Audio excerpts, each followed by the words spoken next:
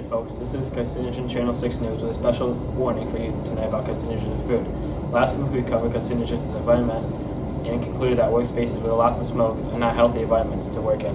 On a recent survey we put out, our answers concluded that 1 out of every 5 people don't know carcinogens are in food. So Cody, now what exactly is a carcinogen? For those of you who don't know what carcinogens are, they are agents capable of causing cancer, and they can be found in lots of foods like drinks, meats, alcohol, hot drinks, and more. Now I got here that 30 to 35% of cancer cases are caused by diet. Actually, 46% of the people in the U.S. have an unhealthy or cancer-causing diet. Diet is a source of calories derived from fats, carbohydrates, and proteins. Calories and nutrients in excess of body needs serve as an important risk factor that can contribute to the process of tumor formation and growth. Yes, diet is a very important part of your life and is associated with your health. I've actually started a keto diet recently. Oh, that's nice. Maybe I should try that. As you said earlier, carcinogens are found in meats.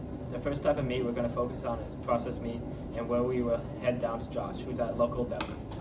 This is Josh at a very popular shop named the Ding Dong Deli, which is also named Triple D by the locals. But here at the deli is a common spot to find processed meats, which to no surprise are carcinogenic. I mean, how healthy can they be? The word processed isn't usually associated with being healthy. According to the data from the Global Burden of Disease Project, about a total of 644,000 deaths came from a diet high in processed meats, such as deli meats, bacon, and hot dogs. Now Josh, is there a reason why there are so many deaths from a diet high in processed meats? As shown by this graph, 5% of all carcinogens are processed meats. Processed meats contain a lot of salt, which can increase N-nitrosyl compounds that have a slim chance to lead to esophageal cancer. Studies show that eating 50 grams of processed meats every day increased the risk of colorectal cancer by 18%. That's equivalent to about 4 strips of bacon or just 1 hot dog.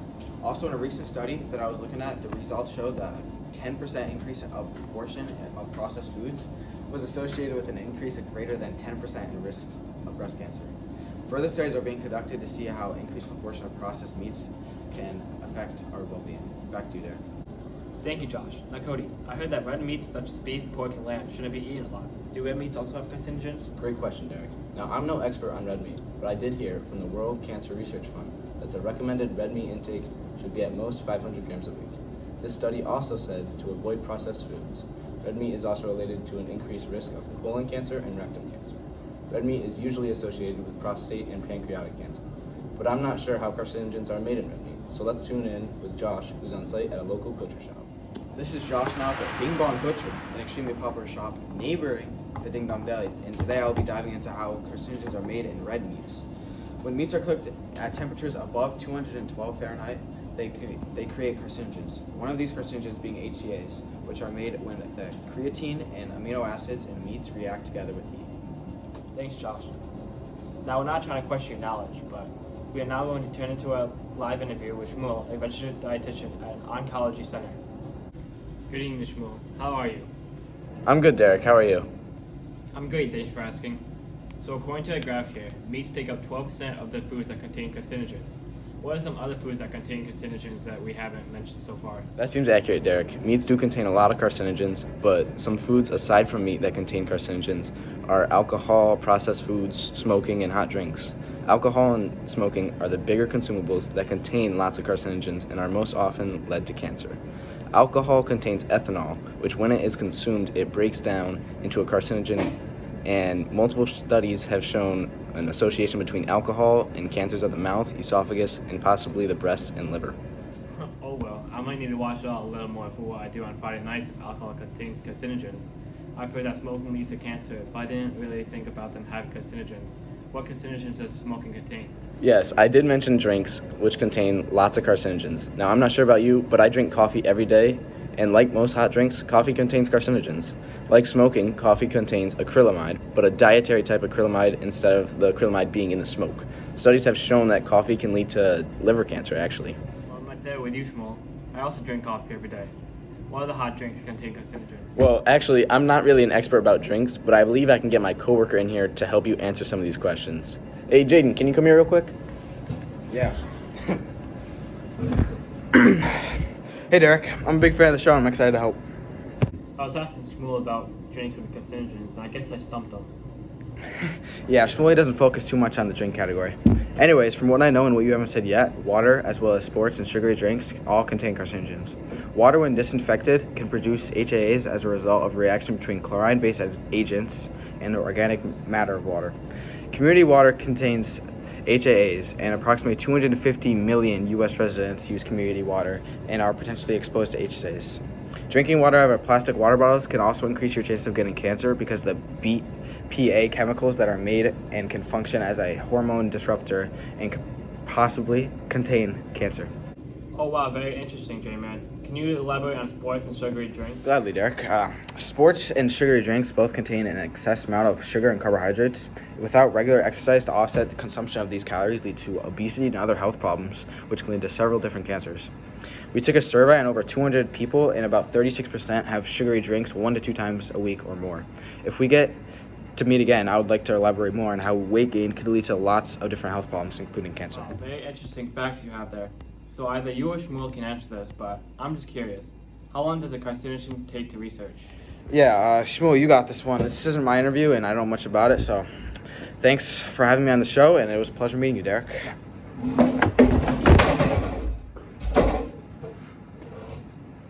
All right, see you, J-Man.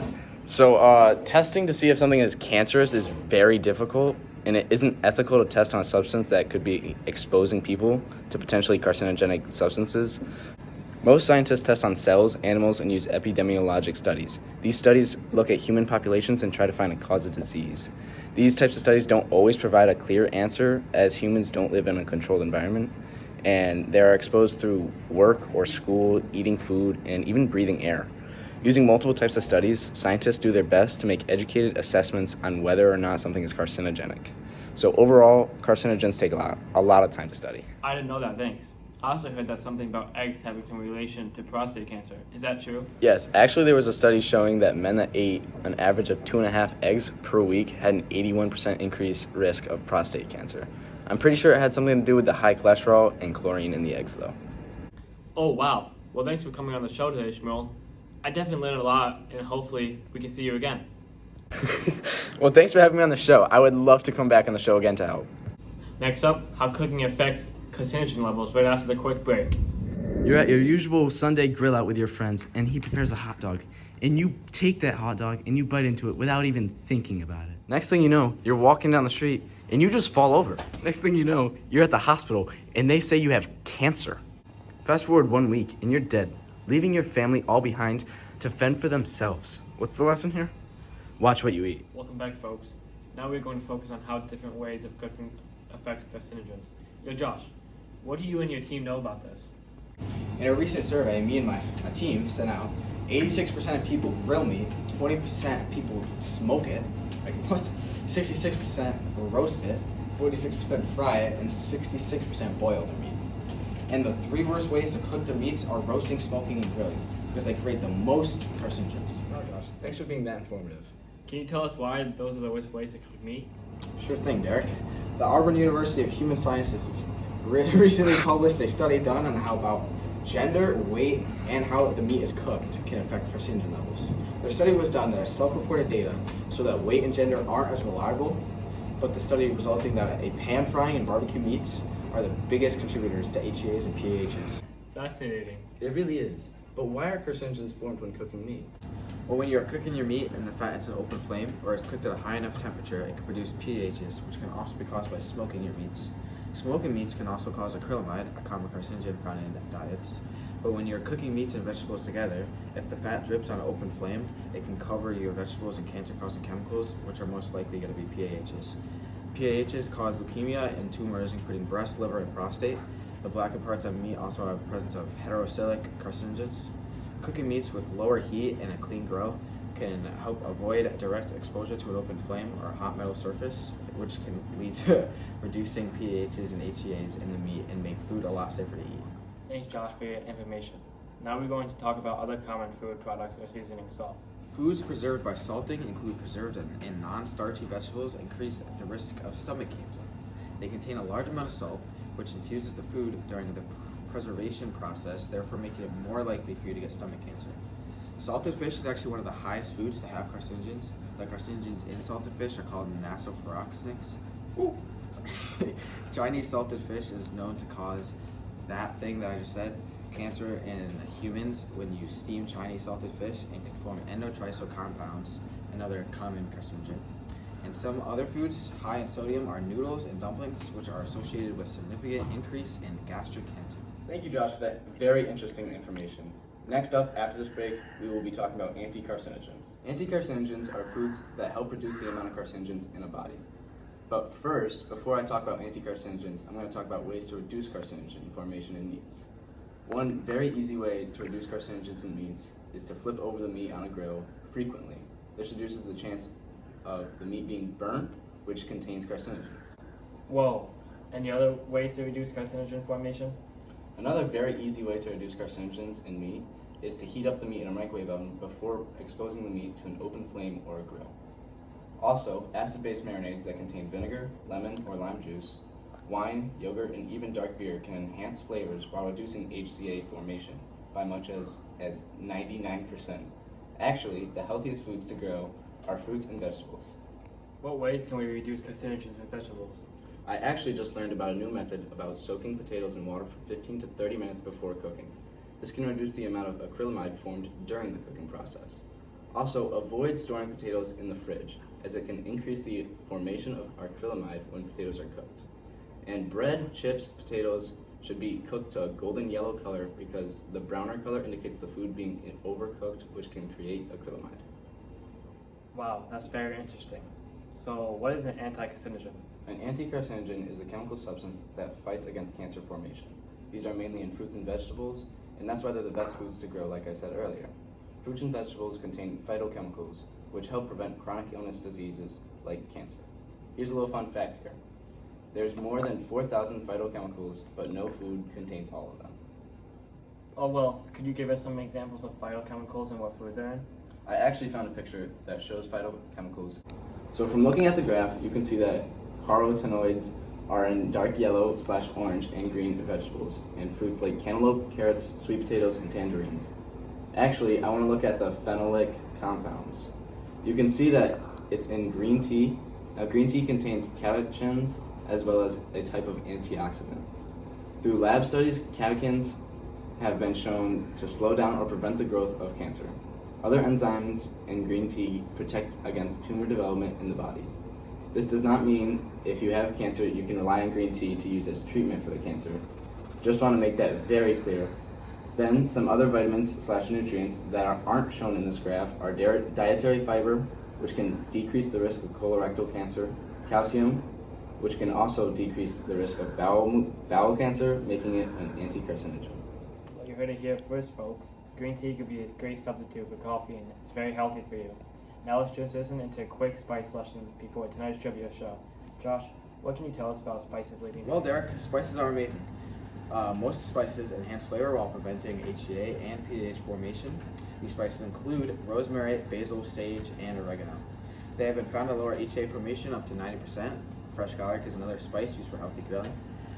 Studies show that when fresh garlic is used in marinade, it reduces HCA formation up to 90-70%. Oh well, that's great to hear. I feel like a lot of people use the spices in marinades and other things.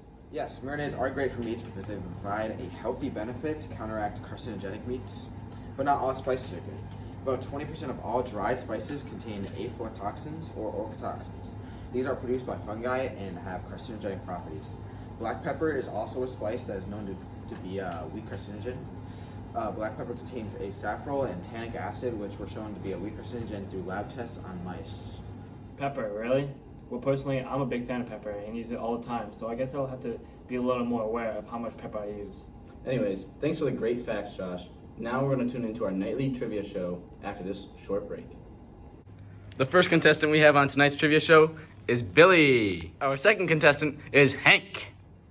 Our third contestant is Jenny. Hello and welcome back to our late night Channel 6 trivia show. Today's topic is carcinogens. The first question is it possible for vegetables to be contaminated with PHAs despite the PHAs being an environmental carcinogen? Yeah. Yes. I'm going to go with no. Hank and Billy are correct because particles can spread into soils and contaminate vegetables. The next question is, out of these 4 types of cookies, which have the lowest levels of acrylamide? A. Graham cracker cookies, B. Sugar cookies, C. Chocolate chip cookies, or D. Oatmeal raisin cookies? C. Chocolate chip cookies. I'm going with A. Graham cracker cookies. B. Sugar cookies. Hank, you silly goose. Graham cracker cookies have the highest levels of acrylamide. Jenny is correct. Sugar cookies actually have the lowest levels of carcinogens. And Billy, chocolate chip cookies are somewhere in between. That concludes tonight's trivia show, and we have a three-way tie for the first time in Trivia Channel 6 News history. That concludes tonight's game show and newscast. On today's show, we learned all about carcinogens and how they are made or what foods they appear in. We can conclude that carcinogens are bad for you, and there are many ways to limit your carcinogen intake. Thanks for watching, and we'll see you on your next show.